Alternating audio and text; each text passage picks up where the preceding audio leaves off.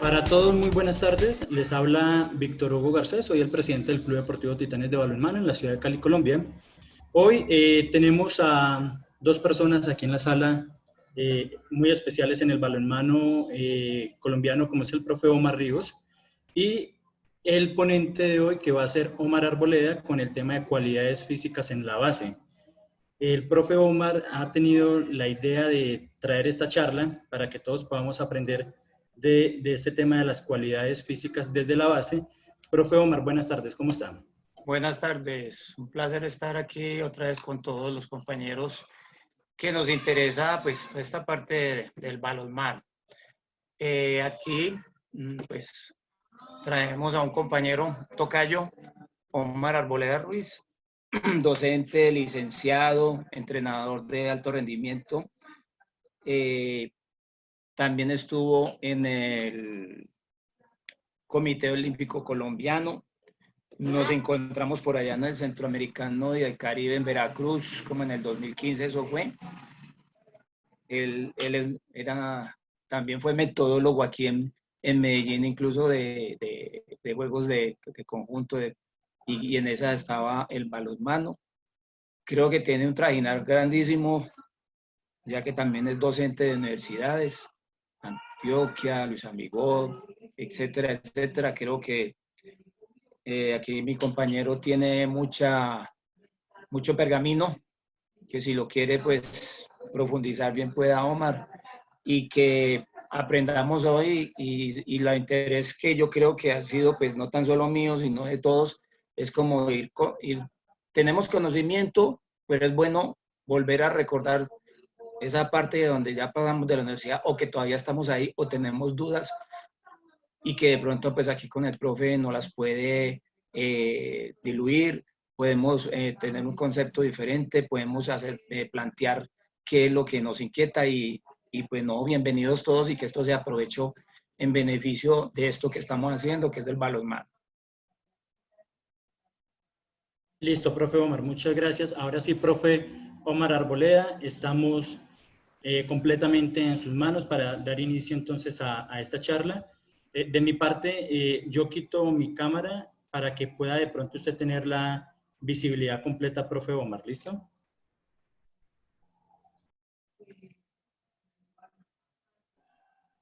Listo.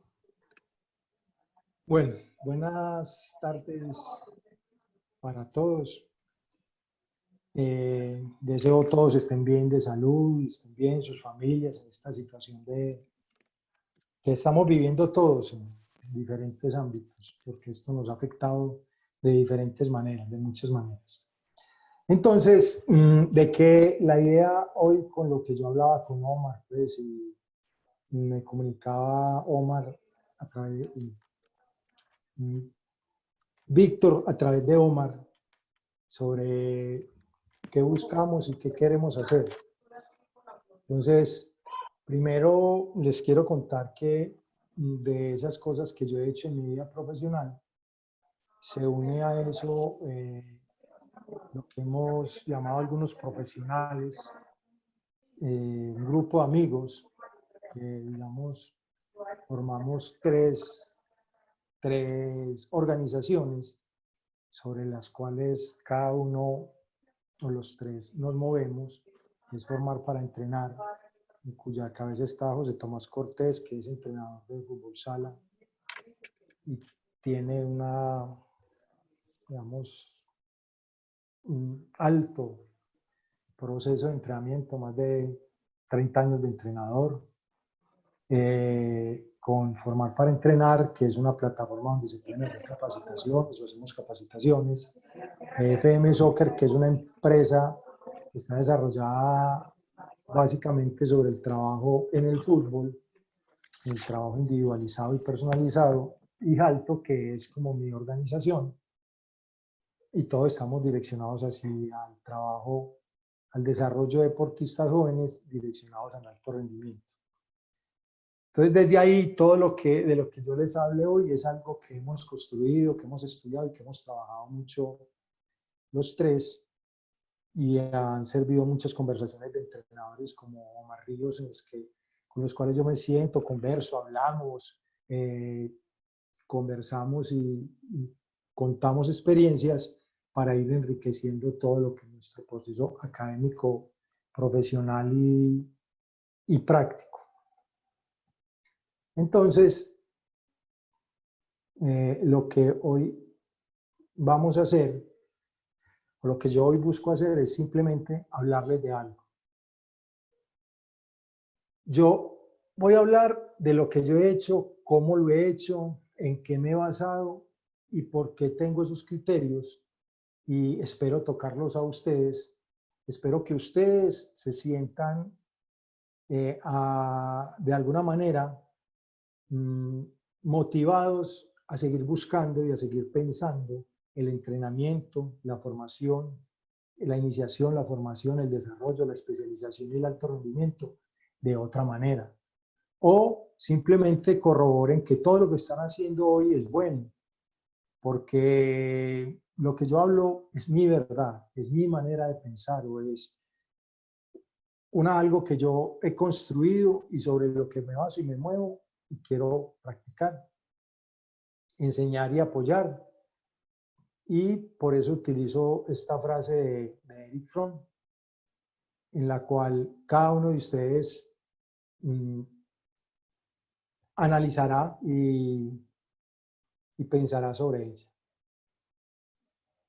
Entonces, hay algo que a mí me ha preocupado siempre en el entrenamiento deportivo, que muchas veces nos llevamos a ser muy activistas y pensamos que el entrenamiento es solo ir y competir, o solo ir y entrenar.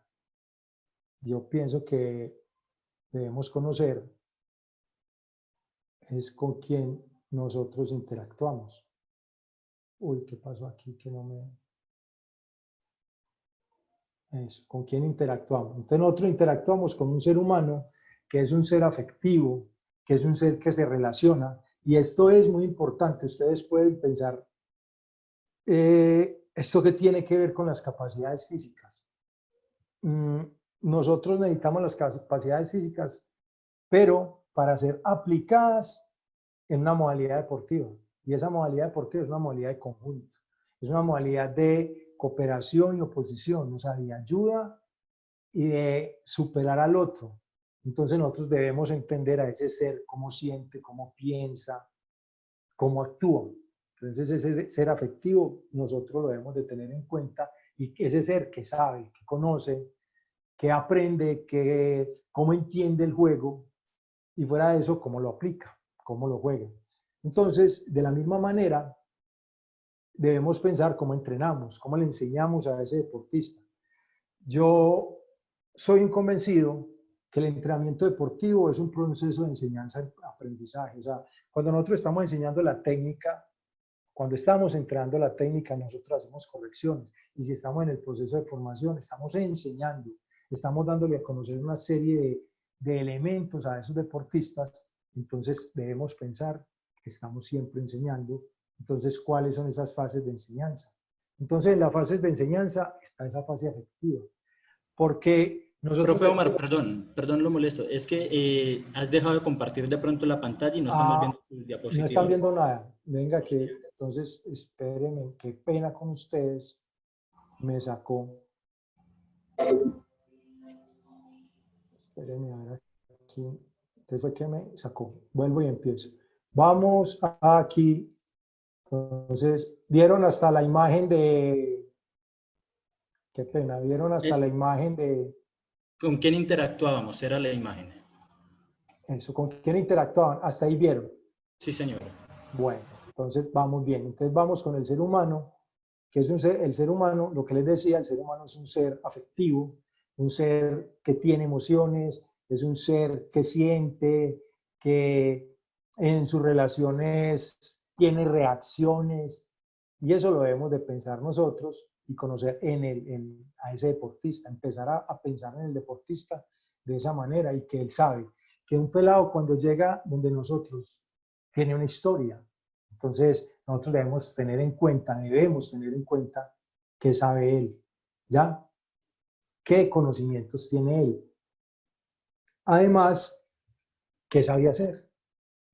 qué sabía hacer porque viene de otro deporte, qué sabía hacer porque en esa historia cómo ha jugado, qué ha realizado, todo eso. Luego es lo que les decía, el entrenamiento es un proceso de enseñanza-aprendizaje, ¿no? En el que inclusive nosotros, si estamos bien metidos en el cuento, estamos aprendiendo de ellos también, estamos conociendo de ellos. Aunque nosotros somos los que vamos llevando una línea de trabajo, pero en ese proceso de enseñanza también debemos estarnos retroalimentando. Entonces hay unas fases de enseñanza y es esa fase afectiva. Hay muchos deportes en los cuales los niños no llegan porque quieren, sino porque los papás quieren. O en la mayoría de los deportes sucede eso. No digo que en todos los casos, pero sucede mucho. ¿Por qué sucede mucho? Porque si mi papá jugaba baloncesto, entonces él me lleva donde a él le gusta, porque es el mundo que conoce. Pero resulta que si, no, a mí no me gusta el baloncesto, sino que me gusta el balonmano, o no me gusta el fútbol, sino que me gusta el balonmano, entonces ese niño que llega a mí en ese proceso de iniciación, porque llegó, porque fue. Pero no porque llegó el primer día, sino porque sigue yendo, porque va día a día. Así pasa, eso lo debemos de pensar hasta en el alto rendimiento, porque un muchacho que a pesar de las altas exigencias, de que el día anterior salió con dolores físicos, maltratado, cansado, fatigado, vuelve al entrenamiento. ¿Qué lo motiva? Entonces nosotros, ¿cómo lo mantenemos también en esa motivación? Hablándole de la importancia de lo que hacemos cada día. Entonces nosotros debemos pensar en él. ¿Por qué está y cómo lo mantenemos motivado? Entonces, esa expectativa la vamos llenando con posibilidades de logro. Como dijo Omar y dijo Víctor, nos vamos a centrar en la fase de iniciación y formación. Aquí es más importante el logro que el resultado. Los objetivos deben ser más de logro que de resultado. Porque ayer estaba en una conversación en un deporte X, hablaban de que tenían niños de 8 años y 9 años campeones suramericanos. Y en mayores no hemos conseguido nada en esa modalidad deportiva. Alguna vez le ganamos a Brasil y éramos locales, en mayores. Y no le volvimos a ganar. O sea, nunca hemos superado a Brasil. Ganamos partidos. Les voy a poner el ejemplo de un deporte en Colombia a lo que yo me refiero. El voleibol, desde en el 2003, fue campeón de un campeonato nacional, mayores, masculino. Y no volvió a ganar hasta el 2008, que ganó el partido de la final en Juegos Nacionales. Y en el 2012 volvió y ganó el partido de la final.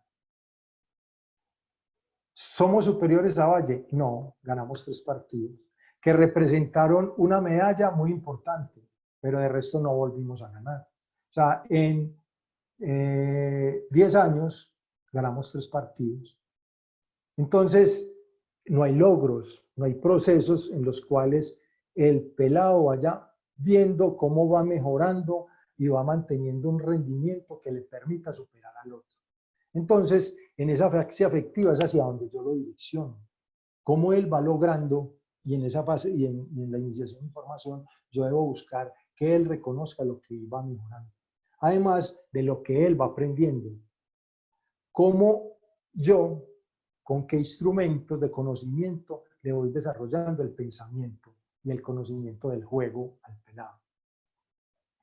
Hay Olivos, un entrenador de fútbol argentino y escritor, que en uno de sus libros dice que nosotros, en los juegos colectivos, hablando él específicamente del fútbol, pero yo puedo hablar de varios deportes de conjunto, nos dedicamos más a enseñar jugadas que a enseñar el juego.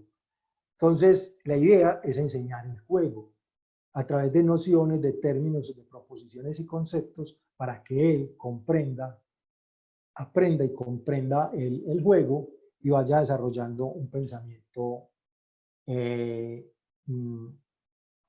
lateral del conocimiento.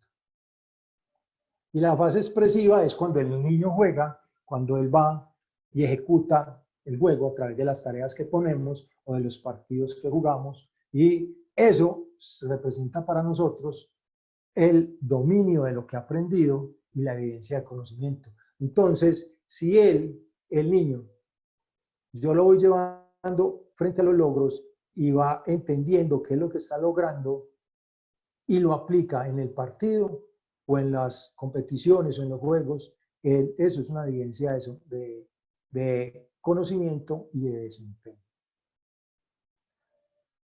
Eso pensando en el ser humano, ¿cierto?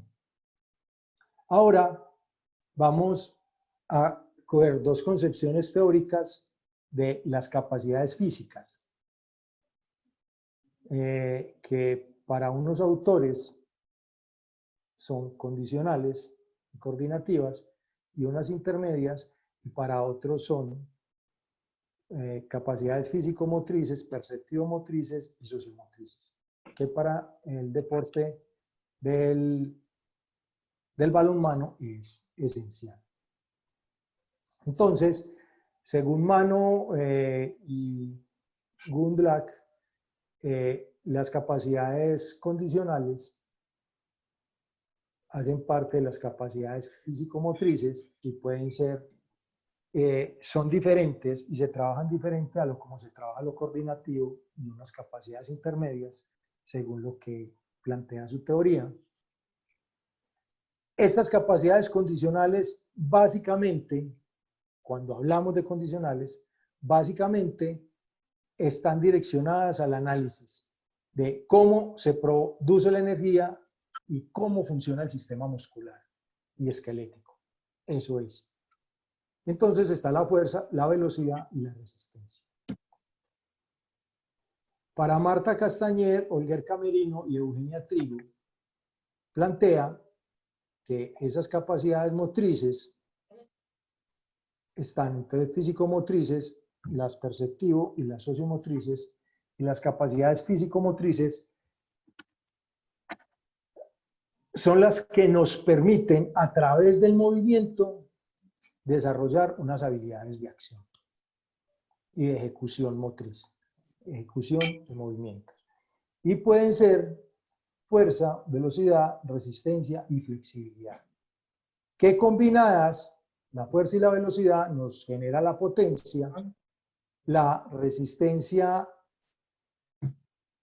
y la flexibilidad nos genera la agilidad, que Kurt Meinel profundiza mucho en lo que es la agilidad, que es la calidad del movimiento, la elasticidad en la acción, y entre la velocidad y la resistencia se genera la resistencia muscular, y resistencia y flexibilidad, la flexibilidad, el stretching muscular. La agilidad es la relación velocidad y resistencia también con flexibilidad.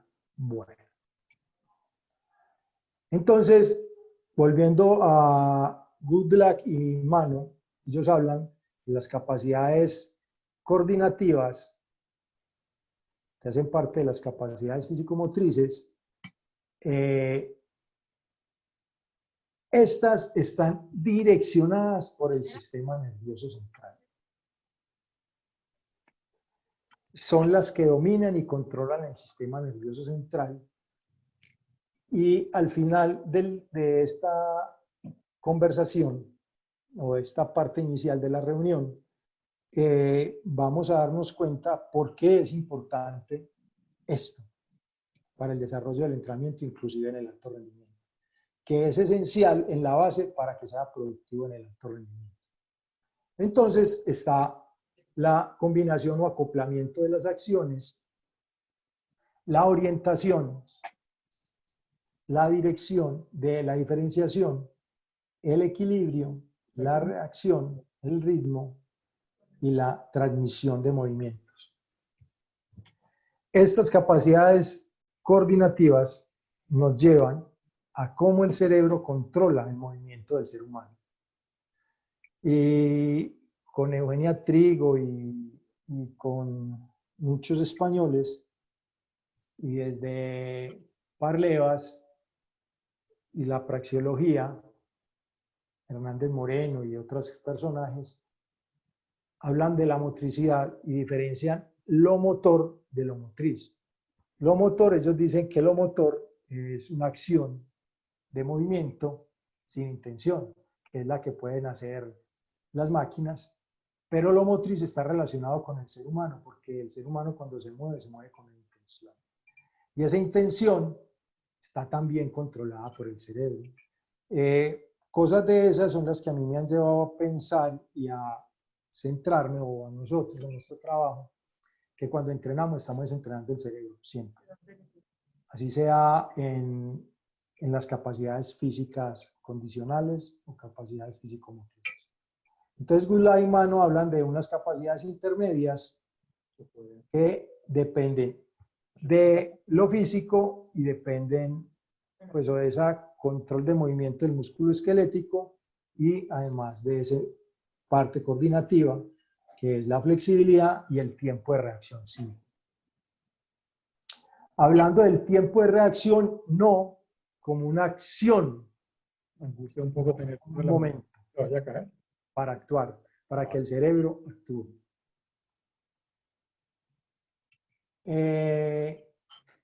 Ahora entonces vamos a hablar de las capacidades perceptivo-motrices. Entonces, como les decía, están derivadas de la estructura neurológica, dependen del sistema nervioso central y responden a una acción de coordinación y equilibrio. Está la espacialidad, la temporalidad, y de la espacialidad y la corporalidad nos aparece la lateralidad, y de la corporalidad y la temporalidad el ritmo. Y todo eso nos permite en el movimiento, en la acción, estructurar una organización de espacio-tiempo. Voy con esto rápido porque después verán la sustentación, pero es necesario pues, tener en cuenta esto. Y todo eso determina, como decía, la coordinación y el equilibrio. Y las sociomotrices es un fenómeno de interacción y comunicación de los deportistas, de los jugadores, de los estudiantes, cuando estamos hablando de educación física, y cómo nos proyectamos y actuamos con relación a los demás. Entonces está la comunicación, la introyección y la interacción. Y la comunicación y la introyección es una expresión de creación del ser humano. Ahora hablamos más profundamente de eso. O sea, en el discurso y en el proceso que vamos avanzando, van a ver la importancia de esta parte. Y todo eso nos deriva en lo que nosotros aplicamos en el juego colectivo. Entonces, ¿qué son las capacidades físico-motrices? Es una cualidad o una condición que permite al ser humano realizar unas acciones y que esas acciones pueden estar afectando más la parte musculoesquelética y articular o las posibilidades de control del organismo. Y muchas de esas capacidades dependen del material genético o de la disposición genética que tengamos. Pero lo que busca el entrenamiento es perfeccionar esas posibilidades que ese ser humano tiene, en busca de mejorar el rendimiento. Primero a través de logros y luego a través de resultados. Como les decía, ayer estaba escuchando pues, o conversando frente a un deporte X en una reunión que hubo, y entonces hablaban de los talentos. Entonces, los talentos nacen o se hacen. Y eso tiene las dos cosas. Inclusive me atrevería a decir que tiene de una cosa, y es que es lo que alcancemos a construir con lo que tenemos. Entonces, yo tengo muchas posibilidades de hacer algo porque tengo una condición genética favorable, pero si eso se entrena mal, si eso se desarrolla mal y se prepara mal, vamos a acabar con eso. Para entenderlo, porque esto es algo, pues eso sería otra conversación muy larga, les sugiero que lean un texto que se llama Las claves del talento, de Dan Coyle, que habla de por qué y cómo se construye y por qué un talento se construye a partir del entrenamiento.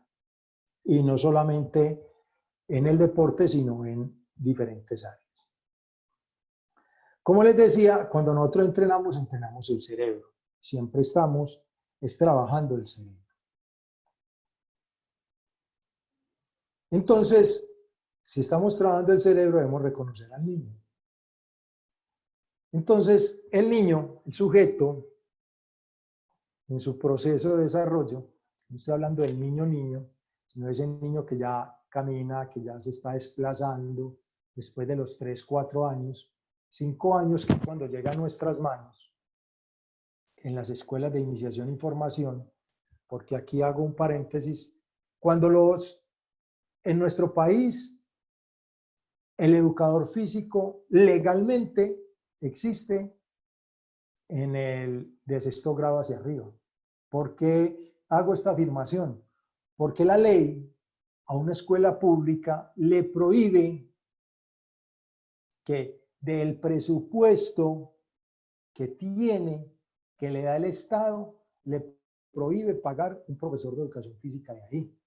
Si un profesor de educación física es pagado por esa escuela es porque se buscó y gestionó el presupuesto por otro lado para pagarlo. Entonces, en general, lo que hacen las escuelas y lo que están asumiendo, y de pronto no nos hemos dado cuenta, estamos asumiendo las escuelas de iniciación y formación deportiva, es el desarrollo de la motricidad del pelado. O sea, estamos supliendo la necesidad de la educación física. Y más en los niños de ciudad, porque las posibilidades que tienen ellos están muy limitadas a lo que en una urbanización posibilita los espacios verdes o los parquecitos que construyen, porque inclusive ya en los barrios tienden a desaparecer. Entonces los espacios y esas zonas verdes donde se desarrollaba la motricidad para nosotros, los más viejitos como Marríos y yo, y Camilo Montoya, que nos tocaba correr, subir a los árboles, hacer muchas cosas que nos tocó hacer, digamos, a Omar en la Floresta y a los que nos criamos por esos lados, que podíamos hacer muchas cosas porque hacíamos saltos, porque saltábamos en la quebrada, porque saltábamos de piedra en piedra, porque hacíamos seguimiento, entonces habían saltos en profundidad, porque subíamos la montaña, porque bajábamos, porque nos deslizábamos, porque rodábamos. Todas esas cosas que hacen parte de las habilidades motrices básicas, ahora los niños, para poderlo hacer, lo hacen en la escuela. Y estas fases, hasta antes de los 8 años, entre 7 y 8 años, es la barrera límite de la mejor explotación de esa posibilidad de desarrollar la motricidad básica, de desarrollar esas habilidades motrices básicas que permiten una mielinización adecuada para lo que después se convertirán en unas habilidades motrices, habilidades motrices complejas y inicio de las técnicas básicas. En esta dimensión introyectiva, entonces, en ese hacer tantas cosas, el niño aprende a reconocer su cuerpo. Una dimensión proyectiva, donde el niño o el ser humano empieza a interactuar con los cuerpos, con el otro. O sea, su cuerpo es un objeto, él es algo que se relaciona con otros. O sea, con su propio cuerpo, entonces él empieza a mejorar la coordinación y la estabilización. Entonces, por eso hablamos de habilidades motrices básicas de locomoción, manipulación, estabilización. Donde locomoción tiene que ver con todas las posibilidades de desplazarme la manipulación con todas las posibilidades de controlar objetos con cualquier parte de mi cuerpo y pueden ser de absorción o de expulsión. O sea, absorción cuando recibo, ahí incluye el atrapar, y cuando expulso, cuando lanzo, cuando saco de mi cuerpo, el expulsar, el lanzar. Y equilibrio, que tiene que ver todo, o equilibración, que tiene que ver todo con el control de mi cuerpo. Pero primero debo reconocer yo mi cuerpo. Debo saber cuál es mi lateralidad. Ahora empezamos a comprender o a entender la importancia o a darle relevancia a lo que estábamos hablando ahorita. Y una dimensión extensiva que es la que me permite comunicarme con el medio social. Vea, esto es tan simple, yo siempre pongo el mismo ejemplo. Que estos tres elementos están dados en una situación muy fácil de demostrar y de reconocer. Cuando nosotros llegamos a nuestra casa, a nuestro hogar donde cotidianamente nos desenvolvemos y llegamos a la noche y no queremos prender las luces, sin ningún problema, vamos al baño, entramos a la habitación, abrimos un cajón, sacamos cosas o nos cambiamos y nos acostamos sin ningún problema, sin necesidad de encender la luz. Pero si llegamos a un espacio que no conocemos, lo primero que sucede es que nos paramos a esperar que nos enciendan la luz. ¿Por qué? Porque nosotros reconocemos nuestro cuerpo, pero no hay una interacción con el espacio. No hay una comunicación con ese otro espacio y ahí es donde nos chocamos, nos apurriamos. O si nosotros llegamos a nuestro hogar y resulta que la esposa o la hija o la hermana o la mamá movió algo, llegas y te tropezas con eso. Porque en esa relación espacial, en esa relación con el medio, no estaba donde está en ese momento. Entonces es algo que en el deporte, en los deportes de conjunto los vamos a necesitar, como por ejemplo hacer un pase entre líneas, un pase al espacio vacío donde va a llegar nuestro compañero. Pero entonces yo ya reconozco cuál es la fuerza que tengo, a qué fuerza lo debo enviar, cómo se mueve mi compañero, cómo va a llegar. Entonces todo eso se ve en esas tres dimensiones que luego vamos a aplicar en el juego y que debemos enseñar a los niños. Entonces, todas esas interacciones las hacemos en un espacio-tiempo y con unos objetos móviles. Que esos objetos móviles son nuestros compañeros, el contrario y el balón. Y yo me debo ubicar ahí. ¿Cómo funciona? Entonces, necesito mi percepción y la de mis compañeros. Además, nosotros en el deporte vamos a enseñar valores. Valores frente a la exigencia del juego y el deseo del logro y el desarrollo del otro y mi desarrollo. Entonces debo reconocer las condiciones que tiene cada pelado entre los 6 y los 12 años. Y entre los 12 y los 16, que son dos espacios, dos momentos muy característicos y muy especiales. Entonces, desde el desarrollo físico, los niños entre los 6 y los 12 años van un proceso lento, suave, hasta llegar más o menos a los 11, 12 años, que se pegan el primer estirón. Y ese primer estirón es algo clave en nuestro deporte, en el balonmano. ¿Por qué?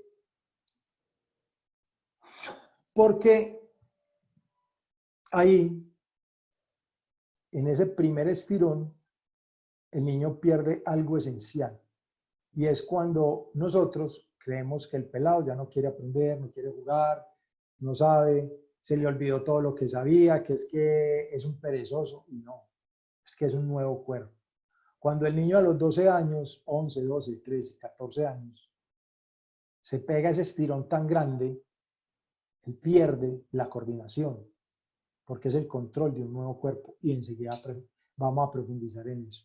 Entre los 12 y los 16 es un proceso de crecimiento más rápido, maduración, les cambia la voz, aparece el vello en la piel, el vello púbico, la barba, las axilas, su voz cambia, o sea, hay un desarrollo hormonal.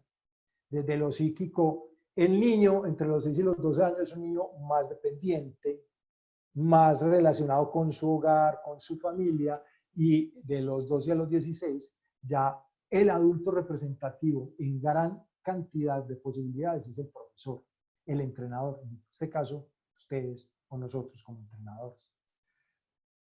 Y nosotros somos ahí un momento clave para mantener al pelado en el deporte, y ahí es donde tenemos que pensar en lo afectivo, en lo cognitivo y en ese saber hacer para destacar lo que él hace, lo que se mantiene y la importancia que tiene en el círculo, porque la vida social lo empieza a absorber, o sea, esa parte afectiva, que es las relaciones sociales con los demás. Entre los 6 y los 12 años, esas relaciones sociales son muy de la casa, muy de la familia, muy el entrenador. Entre los 12 y los 16 años es muy el entrenador y muy la sociedad. Y más ahora que los pelados a los 16, 17 años están iniciando la universidad, están terminando el bachillerato. Entonces, la vida social cambia. Y eso es algo que nosotros debemos reconocer para poder llegar y entrar donde ellos. Y nosotros, a través del deporte, vamos a enseñar valores muy importantes, como la solidaridad, que hace parte esencial del juego. Y enseñarla es en el juego. Cuando yo estaba pelado, cuando fui deportista, a nosotros nos hablaban del valor de la solidaridad, de la importancia de la solidaridad en el deporte de conjunto, que es que unos todos dependían de los otros, y eso llevaban a un tipo y nos hablaba una cantidad de cosas y terminaban hasta llorando, pues, y eso dándonos abrazos y todo. Pero salíamos al entrenamiento y entonces uno se enojaba porque no le pasaban el balón, terminaba peleando, o sea que la solidaridad se terminó.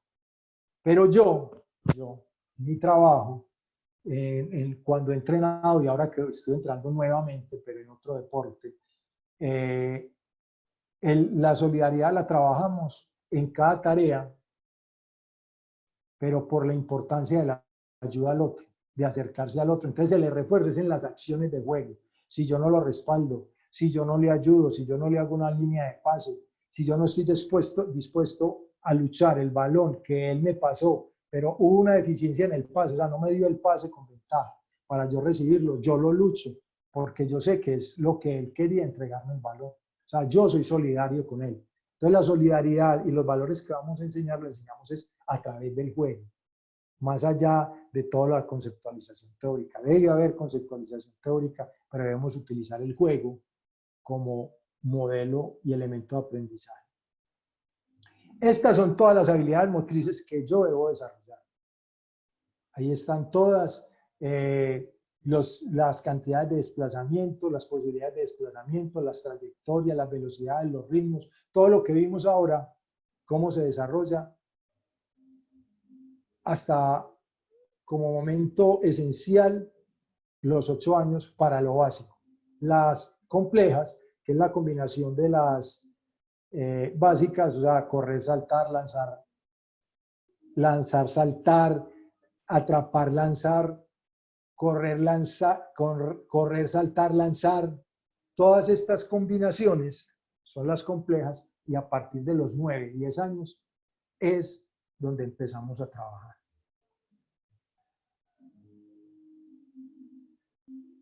Aquí, entonces, viene mi primera pregunta, o no, mi primera pregunta no, mi justificación por qué vimos esto. Porque nosotros, cuando estamos entrenando en iniciación, estamos arrancando más o menos, entrenando para competir, para jugar, por lo menos en festivales, creo que es después de los 9 años. Entonces, mire todo lo que hemos hablado antes de los 9 años, y nosotros estamos dejando de lado. No nos está importando. Y eso hay que trabajarlo. Entonces, hablamos de las deficiencias al correr, de las deficiencias al atrapar, de las deficiencias al lanzar, al pasar. Y es porque no hemos pensado, no hemos reconocido cuáles son las deficiencias que hay en el antes. Y ese antes es cuáles son las deficiencias que hay en las habilidades motrices básicas. Y me dirán, bueno, ¿y eso para qué sirve en las capacidades físicas?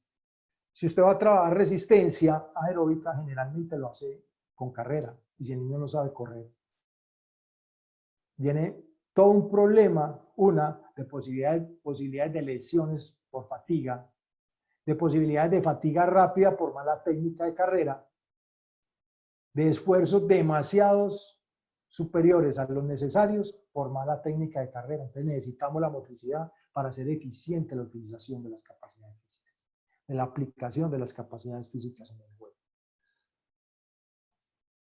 Y además, para jugar y aplicar todo eso, debemos saber que el niño primero aprende él. Y todos los seres humanos primero aprendemos nosotros, yo aprendo. Yo comprendo y yo aplico, y después de que yo comprendo y aplico, le puedo explicar a otros sobre mi experiencia. Yo hoy les estoy hablando de esto porque yo le he trabajado, lo he aplicado, me he equivocado, me he acertado, me han ayudado, me han corregido. Entonces yo puedo hacer esto que hoy he aprendido, lo puedo comunicar porque ya he hecho de eso parte de mi vida. Ya he hecho todo, ya he realizado un aprendizaje y eso me permite conceptualizar sobre las cosas. Lo mismo pasa con el niño cuando juega. Que cómo gira, que cómo salta y lanza, que cómo recibe corriendo. El primero debe percibir esa experiencia para después comprenderla y aplicarla. Esto ya tiene que ver y se profundizará, y eso va a generar un cúmulo de experiencia que es con la que yo, es lo que me permite compartir, aunque esto está muy direccionado a la parte táctica, pero es necesario porque esa esfera individual y esa esfera colectiva es necesaria de entenderla y tenerla clara en el juego, inclusive cuando entrenamos la parte física del deportista.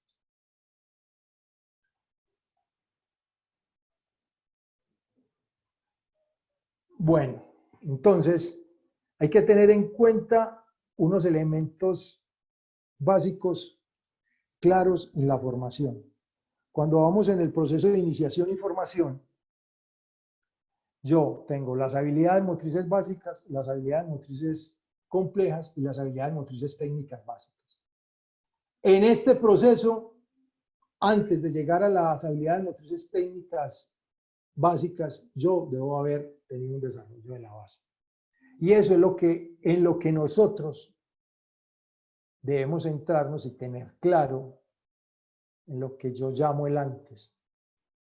Cuando entramos solo a lo técnico, a venga y corra, y venga y lance y atrape corriendo, sin conocer lo otro, o sin haber explorado en el niño lo otro, o sin haberlo trabajado, nos genera muchas dificultades, porque estas, en ese momento, son las que nosotros debemos desarrollar.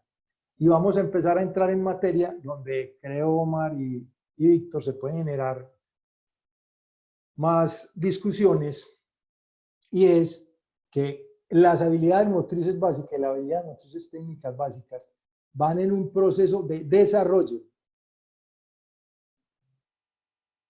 desde esos 9 o desde antes hacia los 12, 16 años, mientras que las capacidades físicas lo que se hacen es estimular hasta antes de los 12, 14 años. Estimular, que es muy diferente.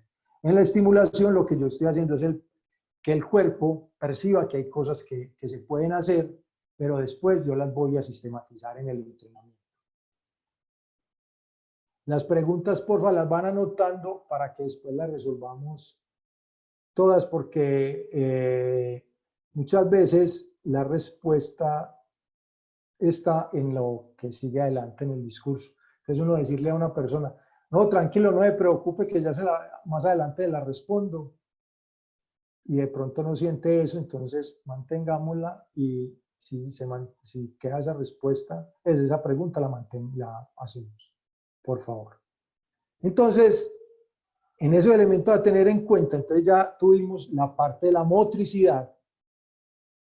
Vamos a hablar de la parte física, de las capacidades físicas, de la fuerza, velocidad, resistencia y flexibilidad. Entonces, hay tres momentos muy grandes. Uno, entre los 5 y los 12 años, donde yo lo que estoy haciendo, y hablo de los 5 y los 12 años, vuelvo y repito, porque son generalmente edades, según mi experiencia, en la cual llegan los pelados o los niños a las escuelas de iniciación y formación a los 5, 6 años. Sobre todo en los deportes de conjunto. Entonces, entre los 5 y los 12 años, lo que estamos haciendo es estimular las capacidades físicas. Después de los 14 años, lo que hacemos es el inicio del desarrollo de las capacidades físicas.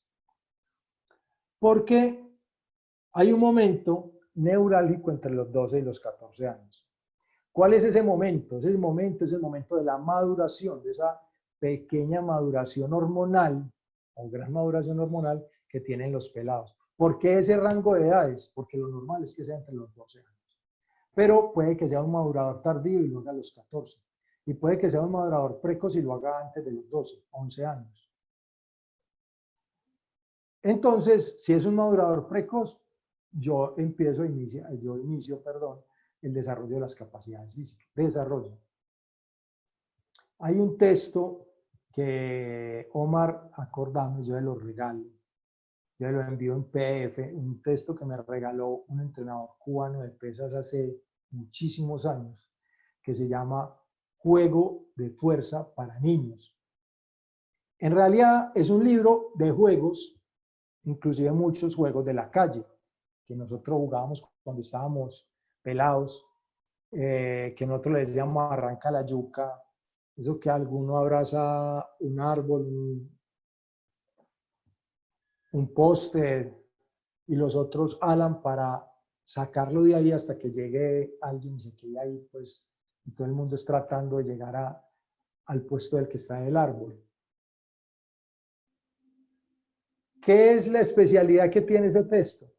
¿Qué nos dice en esos juegos cuáles son los grupos musculares que trabajan? Eso es estimulación. O sea, yo lo que estoy haciendo es o lo que pasaba con nosotros cuando jugábamos en la calle así, y lo que hago con esos juegos es que el cerebro empiece a hacer conexiones con esos grupos musculares y sepa cuándo se aplican. Esa es la estimulación. Porque cuando yo estoy desarrollando la capacidad, estoy mejorando la calidad de la fuerza y perfeccionando el reclutamiento de fibras, la utilización de la vía metabólica y de la fuente energética.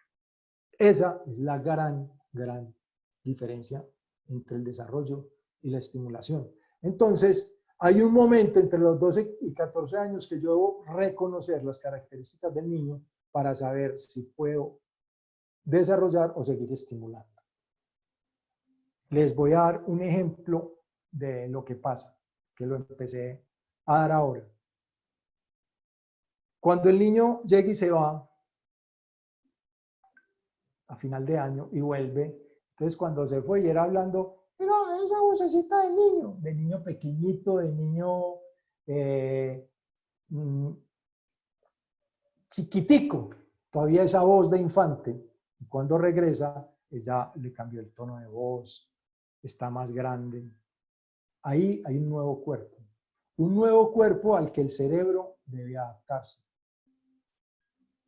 o que el cerebro debe empezar a controlar. Ejemplo, uno de mis ejemplos de esos de calle. Cuando usted está en su casa y tiene un espacio y usted decide construir una habitación con un baño porque tiene un espacio que va a utilizar, entonces su casa va a quedar un poquitico más grande, es el niño que creció. Pero ¿qué es lo primero que debe hacer después de que construyó las paredes? Que es ese niño que creció. Usted le envía la tubería de la luz, la tubería para poner los cables de la luz, la tubería por donde va a ir el agua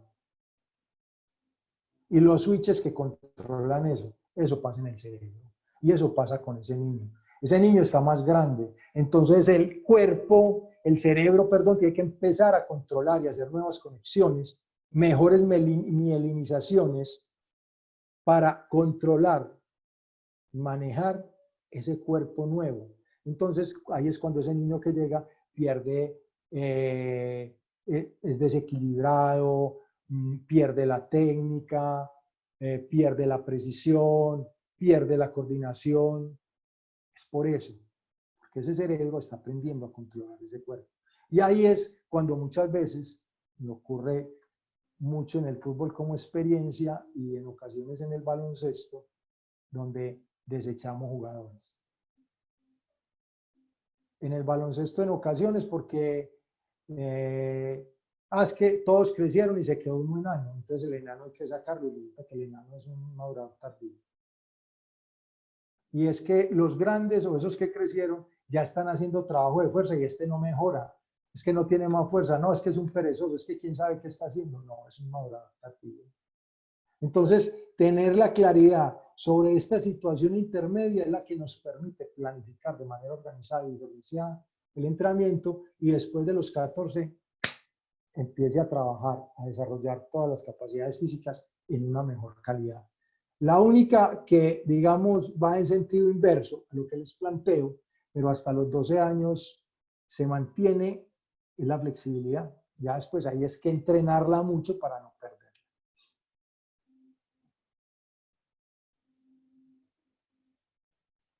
La secuencia entonces son las habilidades motrices básicas de 5 a 8 años, las complejas de las 9 a los 11, la iniciación de la técnica deportiva a los 12 a los 14, las combinaciones de esas técnicas de los 15 a los 16 y ya la técnica específica competitiva con el mejor nivel, la técnica específica después de los 16 años. Que un amigo habla de un proceso de iniciación, de desarrollo, que sería más o menos un proceso aquí, cuando empezamos a hablar de las complejas, y la técnica es un proceso de iniciación hacia las técnicas, los 12 es desarrollo, entre los 15 y 16 es un perfeccionamiento, entre los 16 o 17 y 18 es una potenciación de esos elementos. Eso lo habla Tomás desde su proceso de formación técnica con sus deportistas hasta llegar a lo que habla de la maestría y Kurmeinen hablan de la maestría deportiva, y es cuando es la conjugación de todos los elementos coordinativos y condicionales aplicados en una acción motriz técnica. Como resumen, entonces, la motricidad es una construcción de capacidades, es una constitución de capacidades que es la estructura básica para el desarrollo de las habilidades motrices y esas capacidades nos permiten la elaboración de habilidades. Ahora, ¿por qué todo esto que yo les he dicho? Porque o nos dedicamos a repetir lo que hemos hecho siempre o lo que se ha hecho siempre sin tener en cuenta todo lo anterior, o empezamos a transformar nuestra manera de entrenar y de mirar eso que vemos, pero si usted tiene claro para dónde va, no hay problema, pero si no tiene claro para dónde va, es mejor que no lleve pasajeros. Entonces, vamos a hablar de las capacidades físicas, la fuerza. Según Stubler, citando a Madiviev, habla que la fuerza es la capacidad de generar una tensión intramuscular.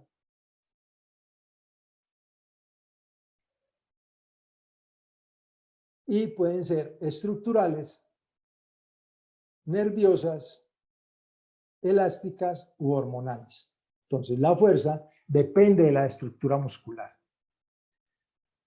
del reclutamiento que hace el cerebro de la fibra muscular para realizar la fuerza.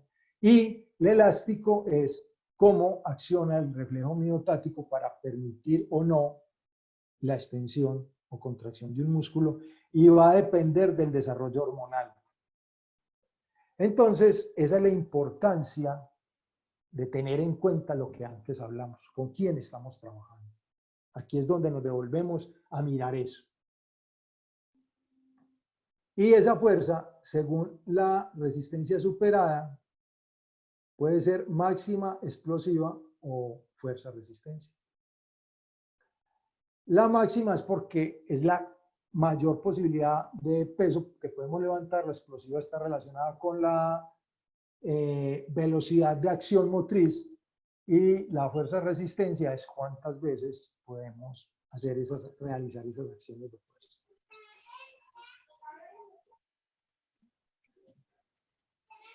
Y según el tipo de contracción de la fuerza, puede ser isométrica, isotónica.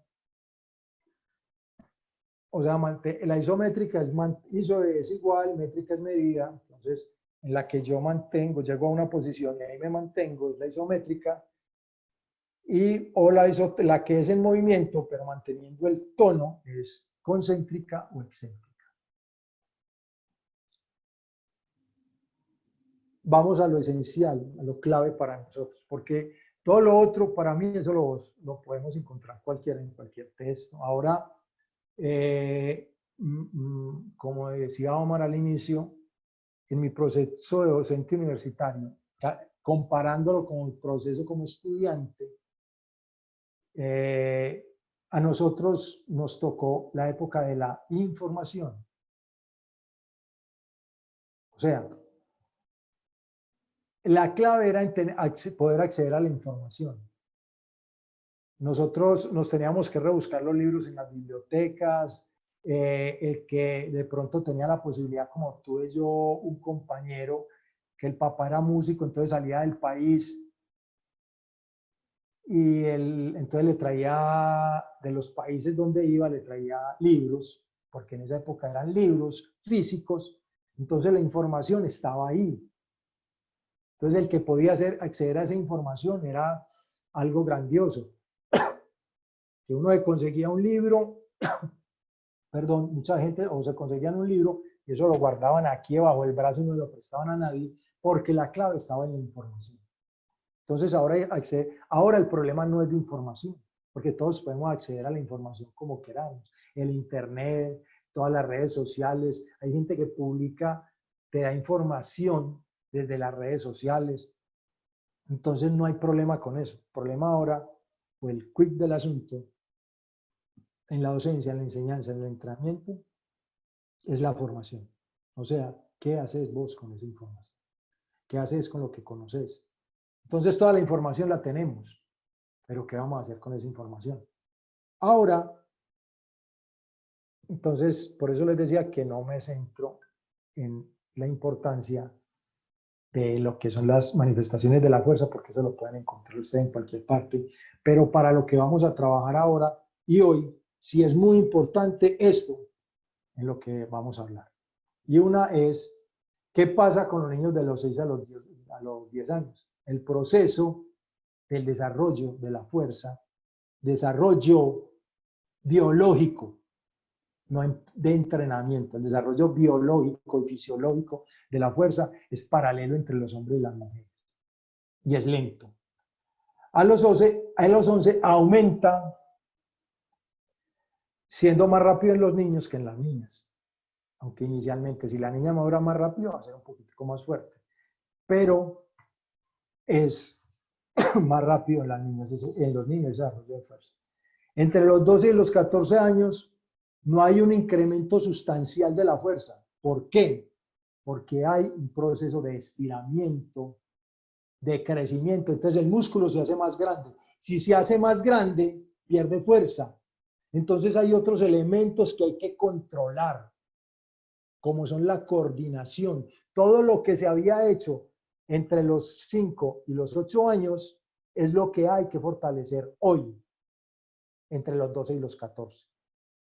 para que ese músculo tenga la coordinación y los elementos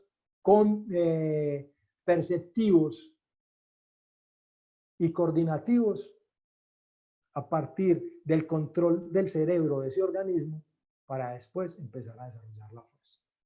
Y entre los casos 14 y 16 tiene lugar un incremento acentuado del volumen corporal, el pelado es más grande, más ancho, y yo empiezo a trabajar. Y hasta ahí, hasta los 16 años, yo empiezo a desarrollar, tengo la posibilidad de desarrollar hasta el 85% de la fuerza total que puede llegar a desarrollar con un ser humano.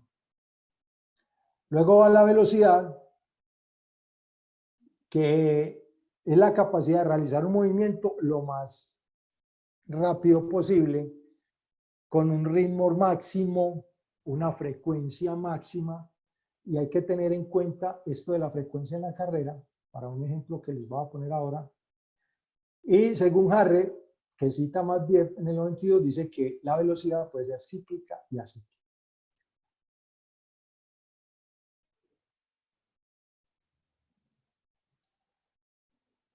Y según Paidal, citando a Ham y muchos otros autores, hablan de que la velocidad tiene el tiempo de reacción. Una manifestación de la velocidad es el tiempo de reacción, pero ya como acción motriz. Entonces, el tiempo de reacción tiene dos manifestaciones. El tiempo es el momento para iniciar.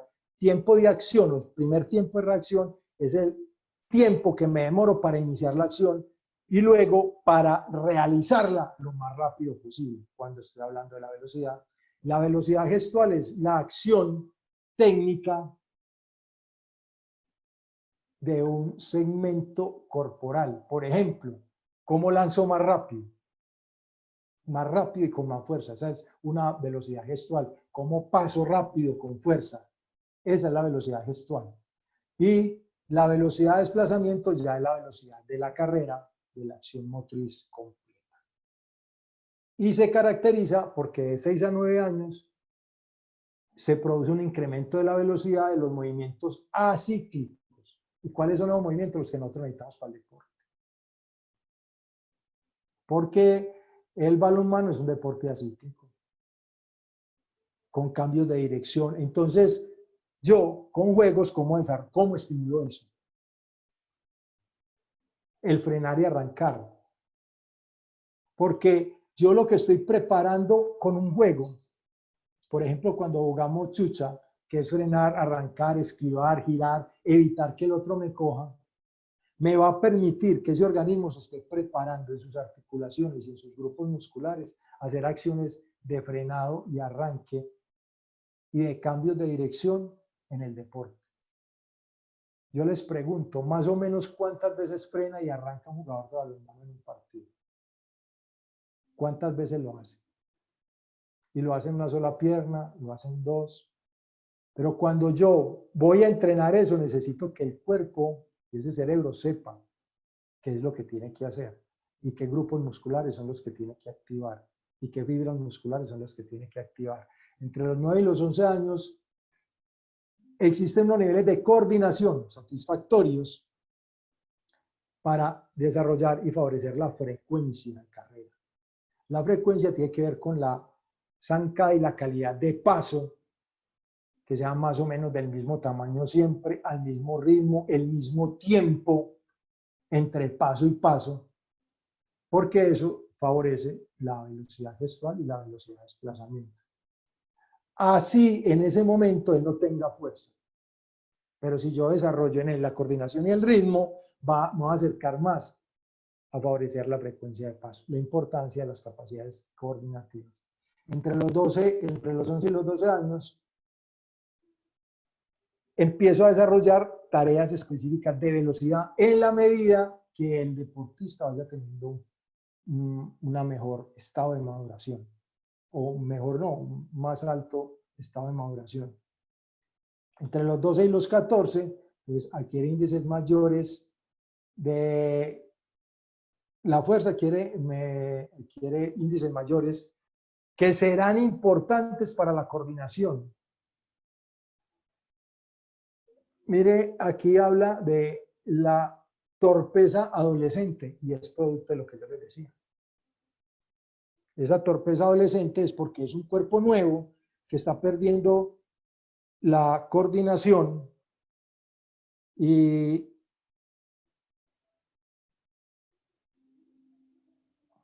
espere que por aquí me hicieron una llamada de la organización.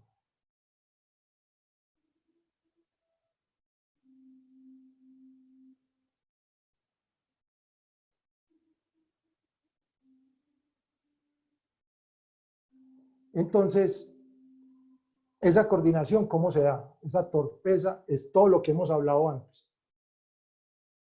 Es para mejorar la velocidad, tengo que mejorar esa coordinación. Y de los 14 a los 16 ya adquiere la frecuencia gestual, todo lo otro, para darle lo que necesitamos. Ahora vamos a la resistencia. La resistencia es la capacidad del ser humano que le permite realizar una acción durante la mayor cantidad de tiempo posible. Y según la vía metabólica puede ser aeróbica, anaeróbica, láctica o aláctica. Aquí ya encontré, pues, quien me sustento fisiológico en el cual, pues, en realidad lo anaeróbico no existe. Porque anaeróbico significa que es sin, o sea, sin aire. Nosotros, si hiciéramos las cosas sin aire, nos moríamos. Lo que pasa es que la acción se realiza, cuando hablamos de aeróbica, es por el oxígeno entra por las vías respiratorias. Esencialmente utiliza ese oxígeno que entra por la vía respiratoria para hacer las acciones motrices, mientras que lo anaeróbico o esa otra manifestación de la resistencia utiliza es el oxígeno básicamente almacenado que tiene en la fibra muscular o en las células musculares para realizar las acciones que se agotan relativamente rápido, pero igual se vuelven y se llenan relativamente rápido según la preparación que tenga el atleta. De manera muy burda explicada la no existencia del trabajo anaeróbico, sino que hay una diferencia de trabajo aeróbico y otro por otras vías metabólicas. ¿Y cómo evoluciona? Entre los 8 y los 9 años aumenta mucho ese proceso de acción de resistencia aeróbica, o sea, los niños pueden mantener durante más tiempo las acciones, porque antes no. Los que han tenido, pues, o los que tienen hijos o han trabajado con niños pequeños antes de los 8 años, 5, 6 años, 4, 5 años, los peladitos, pues esos niños salen, juegan, hacen acciones a máxima intensidad, pero a los 3, 4 minutos, si todo el tiempo están corriendo, se paran. Y no hay quien los mueva hasta que ellos recuperen. Entonces, la resistencia es muy poca. Pero a partir de los 8 o 9 años, por las estimulaciones que han vivido, por todo lo que han hecho, por todas las actividades que han realizado, ya ese aumento se empieza a ver. A los 11 años, volvemos a la etapa entre los 11 y 12 años, hay un estancamiento, porque hay otros procesos más importantes para que está haciendo el músculo frente a su crecimiento, frente a la inervación, frente a la coordinación, más importantes que la capacidad. Por allá, cuando hace muchos años, hace más de 20 años, cuando yo era estudiante iba a hacer una investigación sobre el entrenamiento de la resistencia en niños y empezamos a buscar investigaciones. Porque era hacer una investigación, entrenamiento de la resistencia entre niños de los 12 a los 14 años. Y encontramos muchas investigaciones, entre ellas una muy fácil de entender, que fue hecha en España, en Chile, con niños que tenían sus actividades de educación física. Y fuera de eso, 2 veces a la semana. Y fuera de eso, 2 días a la semana de entrenamiento de cualquier deporte. Podría ser de conjunto o podría ser individual. O sea, que tenía 4 sesiones de actividad física a la semana y otros 2 que era el grupo control, que solo iban a clase de educación física. Y resulta que no hubo diferencias significativas frente a los niños que entrenaban y los niños que no entrenaban, sino que tenían esa vía de actividad física normal. Entonces, eso ahí está, ahí llegó la investigación y empezamos a estudiar, pues, por qué, y es a lo que tanto les he hablado hoy y les he insistido sobre esa situación, que antes de los 12 años, lo que debemos hacer es estimular inclusive entre los 12 y los 14, 12 y 13, 11 y 13, 12 y 14, lo que hacemos es estimular y entre los 12 y 14 es mejorar y trabajar mucho la parte coordinativa o perceptivo motriz y otras desde lo sociomotriz, según lo que plantea Marta Castañer y Eugenia Trigo y Olver Camerino, porque esa sociomotricidad nos va a favorecer para el deporte y esa parte perceptivo motriz la que nos va a permitir acelerar el proceso de perfeccionamiento de esas inervaciones musculares y de correcciones y de recuerdo de la motricidad. Por eso, mucha gente habla, pues por lo que les acabo de decir, muchas personas hablan de que el músculo tiene memoria. No, el músculo no tiene memoria, tiene memoria del cerebro. Entonces, el cerebro lo que hace es, venga que ya sé que esta casa tiene una habitación más grande, entonces yo ya sé cómo llevar la información. Entonces, venga, empecémonos a mover como es, corrijamos esto y lo va a aprender mucho más rápido porque lo único que hizo fue una acomodación a ese cuerpo más grande, pero la coordinación se recupera más pronto porque el cerebro tiene memoria. Y entre los 15 y los 17 años, la capacidad de resistencia aumenta considerablemente, alcanzando niveles máximos de resistencia aláctica. Esa resistencia aláctica estamos hablando de velocidad, de resistencia a la velocidad. Porque las mejores manifestaciones o el mejor estado de la resistencia aeróbica es por allá después de los 28 o 30 años. La flexibilidad, entonces hablamos del dinamismo del movimiento según Fleischmann. Y la flexibilidad tiene que ver con la capacidad que tiene la articulación de moverse. Está relacionado con la cavidad articular, con el hueso, con el músculo. Y puede ser dinámica o estática. Según Wayne, según la plantea que esa flexibilidad, según la cantidad de articulaciones, musculatura, articulaciones comprometidas, puede ser general o especial. Y según el grado o lo óptimo de la ejecución, según Malviet, puede ser absoluta, de trabajo o residual. Absoluta es la máxima que yo puedo tener. De trabajo es lo que yo necesito para mi deporte y residual es ese en el que me sobra de un poquito de más entre la de trabajo, que es la que necesito para el deporte, y la absoluta. La flexibilidad residual es la que nos posibilita evitar las lesiones. Me explico. Si yo yo tengo una flexibilidad o un máximo de extensión del brazo, y si yo voy a rematar y me llevan el brazo hacia atrás, si yo tengo, ¿qué es lo que evita esa lesión? La flexibilidad residual que tenga, porque ya la de trabajo la pasé. Si me llevan a un poco más allá, me están llevando a la absoluta. Entonces la residual es la que nos permite que el músculo se vaya hasta allá sin necesidad de que haya una lesión, o si hay una lesión sea un poco grave o menos grave y nos permita trabajar. La flexibilidad es al contrario de todas las otras capacidades, entre los 16 y los 12 años va siempre como en desarrollo o se mantiene, pero después de los 12 años empieza a descender y hay que empezarla a trabajar y entrenar mucho. Como resumen, les quiero mostrar esto. Mire todo lo que hay que trabajar antes de las capacidades físicas.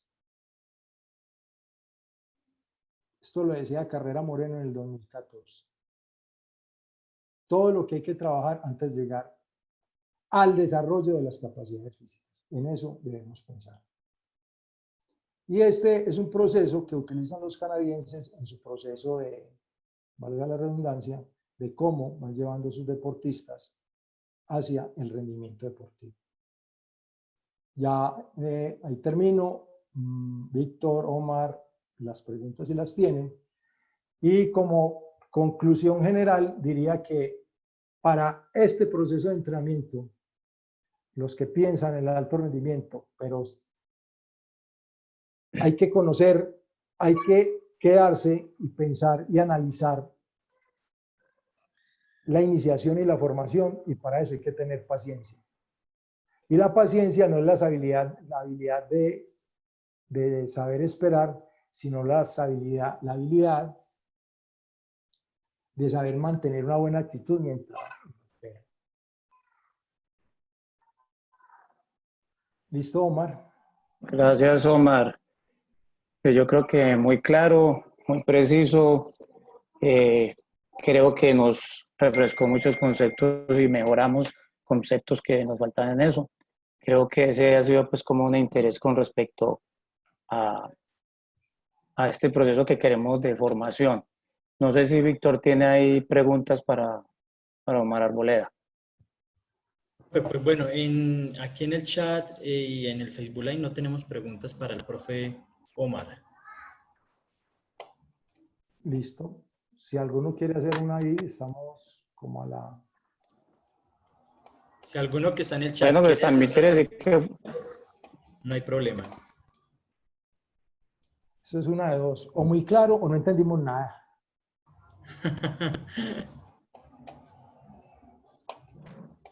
Bueno, aquí ya nos van a hacer una pregunta. Bueno, igual mientras la redacta, profe, hay muchos, lo que sí hay es mensajes de agradecimiento por la charla, que estuvo muy interesante, el tema de las capacidades físicas. También hay gente, no sé si hay gente conocida, profe Omar Arboleda, muchas gracias, muy interesante tu intervención, una persona con gran experiencia, excelente ser humano, bueno, todo es de agradecimiento hacia el profe Omar Arboleda desde el Facebook Live. Ah, listo. Gracias. Lo que sí quiero, como de pronto recalcar de lo que el profesor Omar Arboleda, es de que hay una margen grande, un bache muy grande cuando, y sobre todo lo decía él ahí en la parte de la educación pública, que nos llegan chicos muy, muy buenos, los que llamamos casi que son los que tienen esa forma de moverse diferente, que incluso uno dice, ay, güey madre, este peladito no quiere ser más hombre, pero eso es un piojo cogiéndolo, pues para como se dice vulgarmente, pero son de esas habilidades innatas y que también se recogen en otro ámbito, que desafortunadamente, que mi esposa también es docente y conozco cuando mis hijos estuvieron en la escuela, que también le tocó aquí a mi amigo Omar Arboleda por acá cerca, de que era la profesora de religión, la de educación física, y que nos tocó todavía, coja, ¿qué quiere jugar? Porque habían balones y les daban balones para que los niños jugaran o hicieran golosa o saltaran lacito, pero no era una cosa estructurada. Profe, ¿se pierde la fuerza porque el músculo crece o porque no recluta las mismas fibras? Se pierde la coordinación intramuscular e intermuscular. O sea, al crecer el músculo se extiende y pierde tono. Hay un tono, pero es menor. Entonces, el músculo, el cerebro no recluta de la misma manera la fibra muscular y eso es a lo que se tiene que acomodar. Entonces, esa tubería debe mejorar, y la mejoramos ¿cómo? Mejorando la coordinación, mejorando todos los elementos de la motricidad, de lo perceptivo o de lo coordinativo, de la motricidad, y eso es lo que nos permite, es lo que le permite al cerebro empezar a tener un mejor control de ese cuerpo y empezar a reclutar de mejor manera las fibras para las acciones. Por eso es que el pelado va corriendo y se cae, porque no coordina la acción. Entonces es más como cuando tensiono y cuando relajo. Es que nosotros cuando nos llega un niño, inclusive pues a mí, a Omar sabe, pues a mí me tocó muy fácil porque yo era estudiando, fácil en el sentido de que mis hijos estaban muy pequeños, yo tenía 4 hijos, o tengo 4 hijos, entonces todo lo que yo iba aprendiendo lo aplicaba con ellos. Entonces empezaba a comprender que al niño, por ejemplo, hay que explicarle que hay un momento en que hace tensión. Nosotros le decimos, le vamos a enseñar un elemento técnico, le decimos, relájese, relájese, pero ¿qué relájese?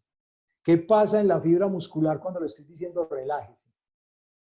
Es que el músculo no haga fuerza, no haga una contracción que evite la movilidad. Entonces, eso yo se lo voy mostrando al niño y eso es lo que el cerebro va empezando a entender y hacer. Entonces, esa pérdida relativa de fuerzas por el crecimiento y la manera de cómo el cerebro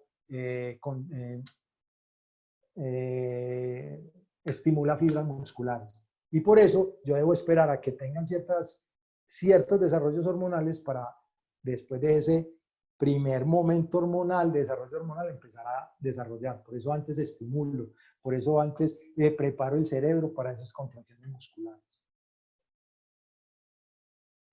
Omar, perdóneme, Víctor, que hay cosas que, digamos, yo personalmente critico aquí, o cuando asistía a la del pony fútbol y las cosas que a los niños les daban y les hablaban de unas cosas en fútbol, niños de 11 y no sé si era hasta 12 años, que a usted también le tocó trabajar allá, y hablar que de cobertura, cierre, achique, y yo digo que si el niño lograba pegarle a un balón y correr, era ya mucho.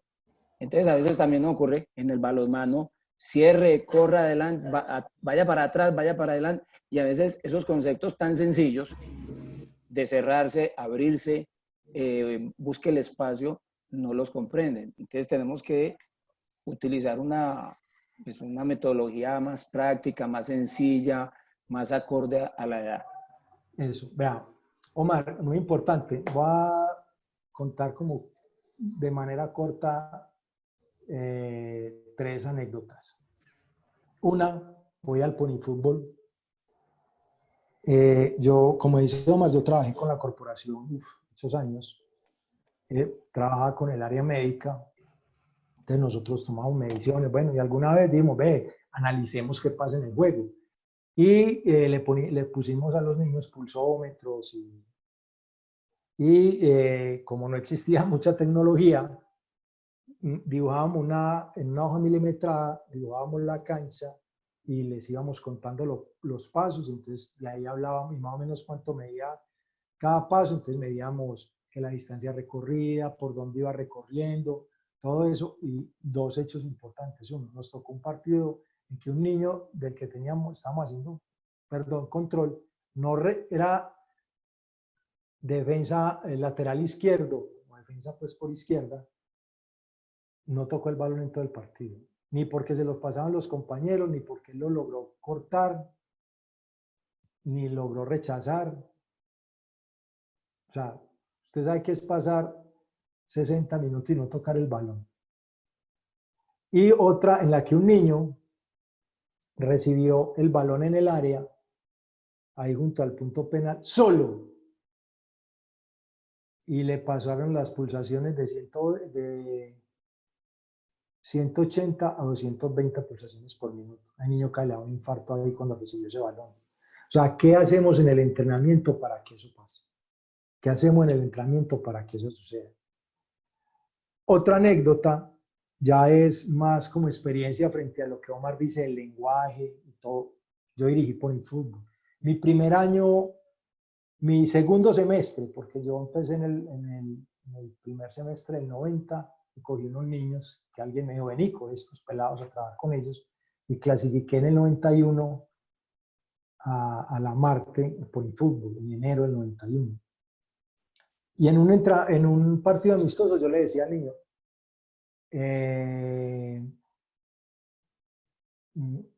salga. Ahora no, anche la cancha. Y él llegaba y se paraba. No hacia la lateral, sino que se iba para la línea de fondo, entonces quedaban fuera de lugar. Y todo el tiempo eso, y yo cuando entró al camerino llegué y le dije, vos que no pensás cómo estás haciendo, y que usted me dice que el ancho, y no queda mucho más ancha, mire la portería del lado y ella está más lejos. Entonces, ¿qué lenguaje utilizamos con el niño y qué nos está entendiendo? O sea, ahí el que no piensa no era el niño, el que no pensaba era Omar Arboleda. Entonces, ¿cómo nos referimos? Y digamos como una experiencia positiva es que cuando yo empecé a trabajar, pues ya con más experiencia, trabajando con niños de escuela, yo iniciaba era con preguntas. Bueno, vamos a jugar, listo. ¿Qué necesitamos hacer o tener para convertir un gol? A tener el balón y llegar y meter el balón allá en la otra portería, listo. ¿Cuál portería? La del lado contrario a la mía. Entonces ya el pelado, sin yo decirle, vea, es que tiene que ocupar el espacio, él ya está haciendo una ubicación espacial. O sea, ubica una portería que tiene él y otra portería que es del otro equipo. Sin hablar de nada, pero él ya está haciendo un pensamiento lateral, no lineal. El otro, entonces yo les decía, listo. Entonces, si tenemos el balón, ¿qué necesitamos hacer? Avanzar, tenemos que llegar hasta allá. ¿Y cómo lo vas a hacer? Es que fulanito la lleva solo. Bueno, y si no es el solo, ¿qué? No, entre todos no la podemos pasar. Y salían muchas cosas de ellos. Y lo mismo hacía cuando les decía, bueno, y si no tenés el balón, ¿qué? ¿Y cómo haces? Y luego les decía, juegue. No, ¿y de qué juego yo? No, juegue. Ya hablamos de cómo juega, juegue. Entonces ellos empiezan a tener lo que les decía ahora que dice Olivos, de que no debemos enseñar jugadas, sino a comprender el juego, debemos enseñar el juego. Y el juego tiene 4 cosas esenciales. Una, en el fútbol, evitar que el contrario avance. Otra, que no tenga una posibilidad de remate. O yo avanzo, paso, avanzo, le doy el balón a un rematador, ese rematador remata y la cuarta es hacer gol, ¿cierto? Y entonces, ¿yo qué hago? Entonces, evitar que el contrario avance en defensa. Yo evito que el contrario avance, evito que haga pases, evito que el posible rematador remate y, por último, evitar que haga gol. Entonces, esas 4, pero ¿cómo las construyo? Eso es lo que yo debo llevar al niño. Entonces, en el fútbol, ¿qué aprendí yo? Que hay niños que empiezan corriendo y se van quedando atrás. O sea, esos son los que terminan siendo defensas. A ellos les gusta defender. Y hay el niño que sube y baja y corre todo el partido y va y ataque y va y defiende. Y cuando está cansado es gritando, vayan. Y él trata de llegar. Ese es el volante. El que ataca y te defiende. Y el otro que se cae adelante, recupérela, pásemela y intenta hacer gol. Ese es el A partir de ahí, en la medida que van evolucionando, yo le voy dando otros elementos del juego, hablando desde lo táctico, pues. Y dentro de eso está toda la preparación física para lograr construir a partir de un modelo de juego, un modelo en el que yo me sienta como en el que a mí me gusta aplicar. Entonces, es a eso, porque antes de los 8 años el niño tiene una ubicación espaciotemporal. Entonces, ¿cómo yo le digo, venga, es que el espacio, no, venga, hay una línea, ¿cómo nos vamos a repartir? Nos vamos a repartir dentro de esa línea para que no nos hagan gol. Y yo no le estoy diciendo que se ubique espacialmente, no, pero él empieza a tener un acomodo. Es que por eso él, en esa de la esfera individual y la esfera colectiva, ¿cómo aprende él? Yo tengo que buscar es que cada niño aprenda algo, lo comprenda y busque la manera de aplicarlo. Todo el mundo, nosotros hablamos del deporte colectivo, hablamos de creatividad, es que el niño tiene que ser creativo, pero hacemos sino ejercicios analíticos. Entonces ese es un pensamiento lineal. Nosotros le enseñamos a reciba, pase y lance, no más. Pero si él no puede recibir o pasar o lanzar, entonces ¿qué hace? Ya. Pero si yo le enseño a partir del juego, de la comprensión del juego, y yo le estoy dando unos elementos y él va comprendiendo otros elementos, si fuera eso, esos elementos los comparte con sus compañeros y todos van teniendo aprendizajes individuales y los colectivizamos en la medida que ellos dialogan. Entonces, esos aprendizajes empiezan a desarrollar el pensamiento lateral, que es el pensamiento que relaciona cosas diferentes. Por ejemplo, les voy a poner un ejemplo a partir de una pregunta. Y yo veo que no hay como muchos, entonces se hace más fácil. Esto, una persona vive en un 10º piso. No le gusta mojarse los zapatos ni mojarse la ropa cuando llueve.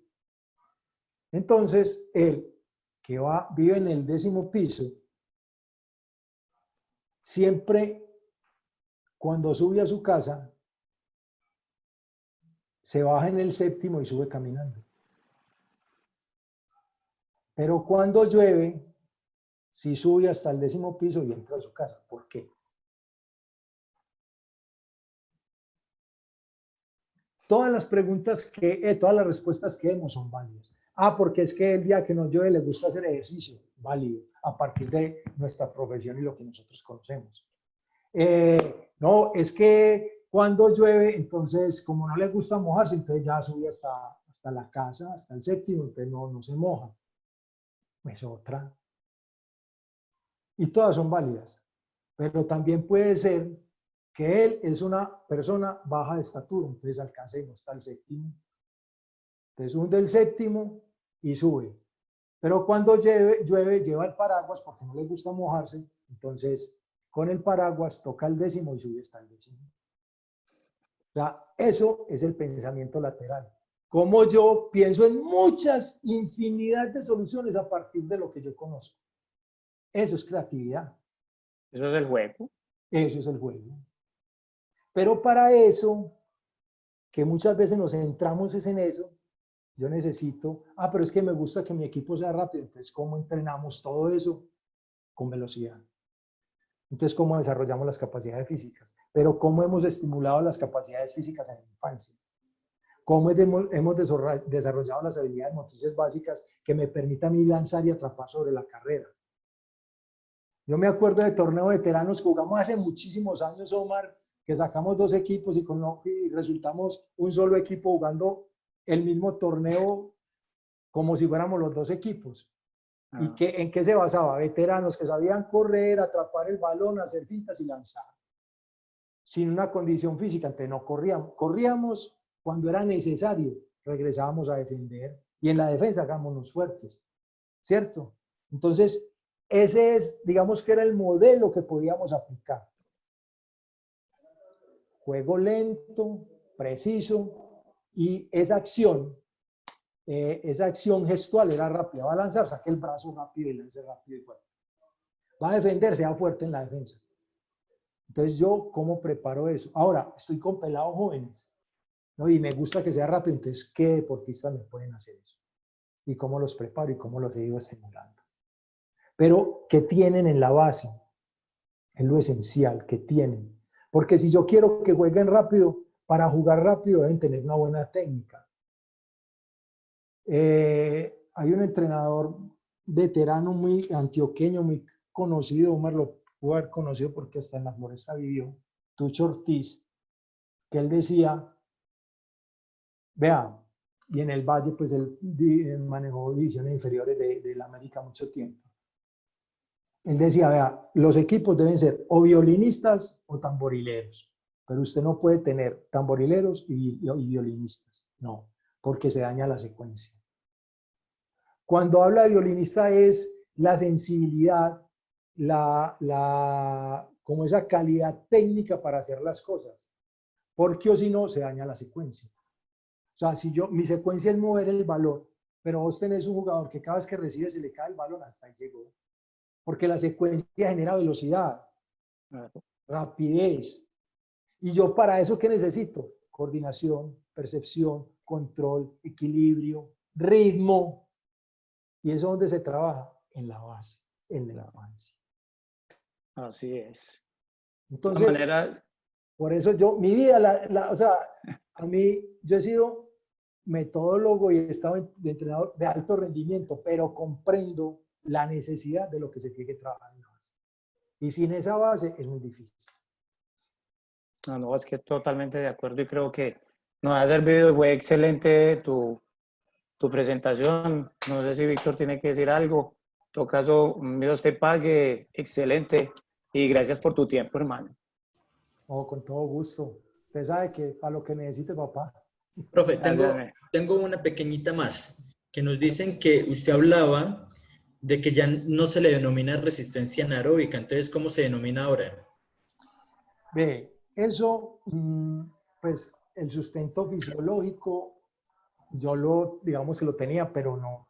Y hace poco, mejor dicho, lo pensaba desde mi experiencia, pues, y desde el lenguaje y de cómo funciona más o menos. Y hace poquito escuché un fisiólogo y hablaba de otra vía metabólica alternativa. Es una resistencia de vía metabólica alternativa o láctica, porque sí podemos hablar de que hay por la vía metabólica utiliza el lactato o no, porque inclusive cuando a nosotros nos hacen y decimos que la concentración de lactato, porque no es de ácido láctico, es de lactato, es la que por medio de la cual medimos qué tan fatigado está el músculo. Entonces es una vía metabólica alternativa donde funciona diferente, pero lo que yo estoy utilizando es el oxígeno muscular, porque es que anaeróbico es sin aire, y nosotros sin aire nos morimos. Imagínense, pues a no ser que usted trabaje en apnea, pero los que entrenan apnea son quietecitos. Y nosotros estamos haciendo acciones de máxima velocidad y dice que no utilizamos el oxígeno, nos estamos muriendo. Tome aire y no vuelva a respirar corriendo 100 metros a ver qué le pasa. Pero, como le digo, eso tiene un sustento fisiológico muy grande, pues, y simplemente esos fisiólogos y los que he escuchado hablan de otra vía metabólica, una vía metabólica alternativa, pero que hay la aeróbica y la aeróbica y la otra. Aunque es más, yo siento que más es una pelea del lenguaje, donde dicen, es que anaeróbico no hay nada. Nosotros utilizamos siempre oxígeno, y si vos mirás cómo funciona la vía láctica y la vía aláctica, están utilizando de alguna manera el oxígeno, pero el que hay en el hígado o en la fibra muscular. Correcto, ¿no, profe? Igual que lo decía el profe Omar Ríos, totalmente agradecido contigo el día de hoy por este tiempo que nos has cedido, por darnos esta charla que ha sido demasiado interesante para pues, el desarrollo de nuestro deporte, y no solamente del balonmano como tal, sino del deporte en general, que es algo muy importante que debemos tener en cuenta todos los entrenadores. Profe Omar Arboleda, muchas gracias por este tiempo. Víctor, a ustedes por la invitación, pues, y por haber aceptado la propuesta que Omar hizo de estar acá. Gracias a ustedes. Que estén bien y feliz semana. No, es con el mayor de los gustos. Igual, profes Omar, esta semana, si Dios lo permite, el sábado, para todos los que nos están viendo por Facebook Live y están aquí en la sala, vamos a tener una charla también con una señorita del Ministerio del Deporte. Nos va a estar hablando sobre legislación deportiva, sobre la conformación de clubes, sobre lo que se necesita para estar en el Sistema Nacional del Deporte y muchas preguntas que nos han hecho al interior del por qué las ligas no quieren afiliar a los clubes deportivos a ese organismo. Entonces ella va a aclarar mucho sobre ese tema y cómo se puede generar en ese momento que las ligas no tengan respuesta para que puedan tramitar ante el Ministerio de Deporte la solución inmediata para que esos clubes puedan estar en las ligas también. ¿Listo? Ok. Que no las pierdan. Gracias. Gracias. Dale, Gracias, una Víctor. feliz tarde para todos, que estén muy bien. Ok. Boca, hablamos. Chao, Chao. mijo, que estén muy formal.